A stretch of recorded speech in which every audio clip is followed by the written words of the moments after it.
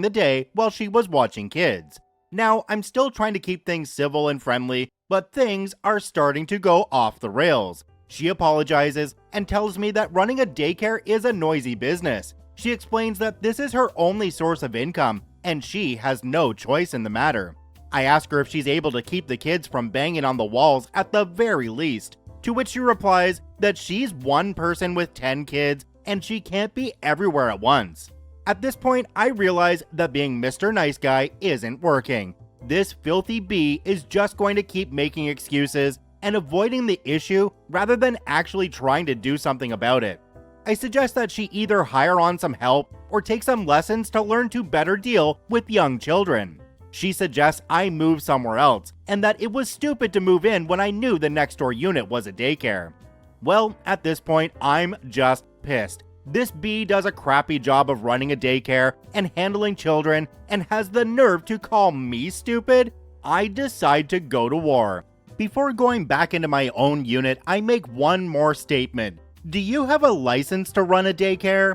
Well, it turns out that Crotch Rot is good friends with Landlady, and at the beginning of the next month when Landlady comes to collect rent, she serves me an eviction notice, giving me 30 days to leave. Her explanation is that I'm causing tensions among the other tenants and being a troublemaker. Keep in mind, the only other tenant I've spoken to has been Crotch Rot. Well, neither of these bees know who they're effing with. I'm the last person to just bend over, especially when I feel that something unjust has been done. I do my research and learn about my state's childcare laws. I learn that there is a limit to how many children an unlicensed facility can care for, which is also based on how many caregivers there are.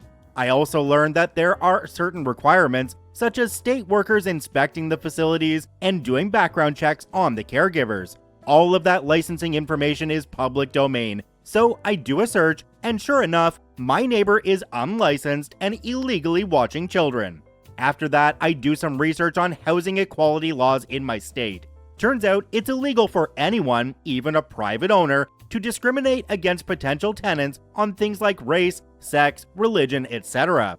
First things first, I call up the Department of Child Protective Services and report my neighbor. I explain that she's unlicensed, that she's clearly unable to handle the children she's watching, and that I frequently hear banging and yelling coming from her unit, which has me concerned for the safety and well-being of the children. A bit of a fib there, but I figured I should spice it up a bit. Well, much to my surprise, it only takes about an hour before 2 CPS agents and a couple of police are pulling up in front of the duplex. They force Crotch Rot to call each of the parents to come pick up their children, then explain to the parents that if something were to happen to their children, that they could be held liable for leaving their children with someone who isn't equipped to handle them.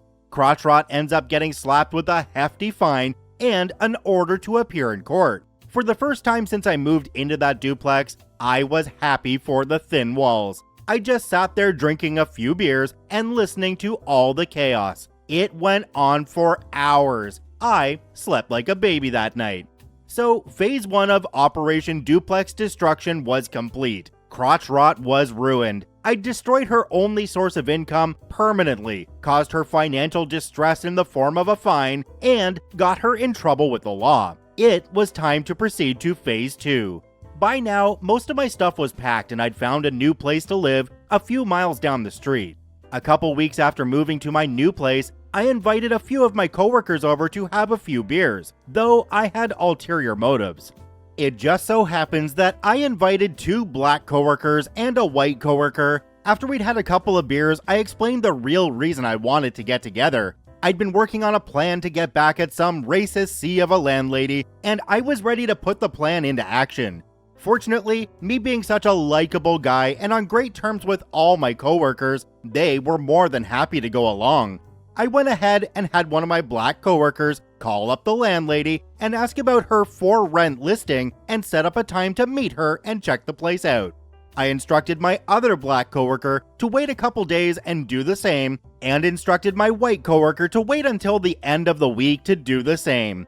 A week and a half came and went. During that time, all 3 of my coworkers had met with the landlady to check out the unit. She told my 2 black coworkers that she'd already found another tenant and sent each of them on their way. But when my white coworker showed up later that week, she told him that she hadn't found anyone to rent yet, but that she'd had some unsavory characters show interest. Well, this was more than enough for me. I got in touch with my state's Commission on Human Relations department. I explained that I had referred a few friends to check the place out, and that the owner of the property was blatantly refusing to rent to minorities. I also called up the NAACP and explained the situation to them. It's now been about 2 months since all of that happened. I checked back with the NAACP this morning to ask for an update on the situation. Racist landlady was slapped with a fine and is currently being sued by the NAACP for tens of thousands of dollars. Operation Duplex Destruction is a success. This revenge was expertly executed. I mean, come on, get the evidence, give it to the various government agencies, sit back and watch the professionals get revenge for you. What else could be better? Do me a quick favor, have a look down below the video. If that subscribe button's still red, it means you're not actually subscribed to the KCC channel. Please hit that subscribe button for more daily Reddit stories. Our second story today was also posted by a now deleted account. Revenge on cheating wife, now ex, as well as the karma that came afterwards. Let's jump right in. So I am in the army and I was married. I was approaching my first deployment to Iraq. It was very stressful and it had my wife wanting me to find a way to stay and not deploy. Obvious things any wife would try to talk about. Anyways, so we have no kids but both want them, so we talk about getting out of debt while I'm gone. She talks to her best friend back home in another state where we are both from. Her friend agrees to let her move in and charge a modest $300 in rent so that we can get out of debt and start a family when I come back. A plan I was actually very pleased with. I deploy, she is there crying her eyes out saying she will miss me and loves me and we will start a family when we get back. Fast forward 2 months, she starts acting distant, not wanting to talk much on our scheduled calls or text back 1 or 2 word answers. We've been together 6 years. She is never at a loss for words. Anyway, one day she says, I need some space. She asks someone who is 10,000 miles away for space. I ask why. She says she just needs space. She wants to find herself. So I remember back when we lived at home, she had a guy who was always being borderline inappropriate. I'm not a very jealous person and I trust her. So I start seeing said guy in basically all her pictures she posts with the group. Every time he is in the picture, everyone else changes but never him. So for the first time, I'm very jealous and uneasy about everything. So I clone her phone so I receive every text she receives as well as every text she sends. I'll never forget the first text I saw after cloning her phone. Hey babe, I'll see you after work. Want me to save you any of my leftovers?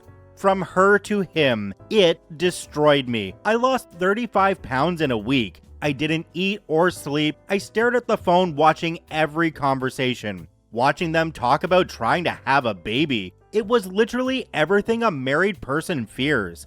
I ask her if she's seeing someone and she says no she isn't. She is taking care of herself and she loves me, blah blah. I don't say anything about receiving her texts for 2 months. Over this time, she finally admits cheating and that he is so much better than me at sex, treating her right, and he does what she wants. During this time, she pays our debt off, gets tattoos with him, matching I love you tattoos, goes to shows with him, buying clothes, etc. with the money I'm making. So this is where revenge starts. I put a freeze on the account for a month. In that time, I change every password to every account to things she won't guess. Army jargon, slang terms. I block her on Facebook and my phone so she has no way to contact me. She lost her car to repo a few months later, got kicked out of her place, had to sell her prized shoes and purses just to stay alive. I then find out she had got a job at her old restaurant. So I post all the text conversations I have with her and the guy talking about having babies that have timestamps on it as well as post conversations we had with the matching timestamps showing all of our friends what she has done. I then have friends call and complain at her job constantly on both him and her. They work at a restaurant, so I also have friends dine and dash. They both get fired.